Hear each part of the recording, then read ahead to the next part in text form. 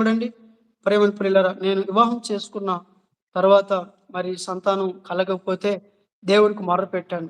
దేవునికి మొర్రపెట్టినప్పుడు దేవుడు కనిపించి ఆహ్, కల్లో కనిపించి మాట్లాడాడు. అప్పటికి నా భార్య గర్భం ధరించలేదు. దేవుడు కనిపించి ముగ్గురు బిడ్డలు ఇస్తానని దేవుడు చెప్పాడు.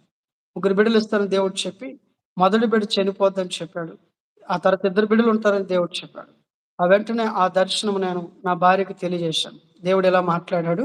అయితే మొదటి బిడ్డ చనిపోతాడంటే ఇద్దరు బిడ్డలు ఉంటారంట. దేవుడు ఈ విధంగా నాతో మాట్లాడాడు అని చెప్పాను.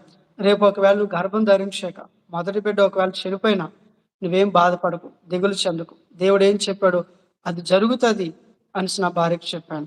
దేవుడు మహాకృపను బట్టి దేవుడు చెప్పినట్లుగానే అలాగే ఆ దర్శనం వచ్చిన ఒక నెల తర్వాత ఆమె గర్భం ధరించిందండి. దేవుడు ఎంత గొప్పవాడండి. ఆ తర్వాత మరి దేవుడు చెప్పినట్లుగానే తన గర్భంలోనే మొదటి బిడ్డ చనిపోయాడు. మొదటి బిడ్డ చనిపోయాడు.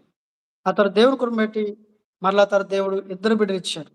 బాబు, పాప అండి. మొన్నగో మన పాస్టర్ గారొచ్చారు.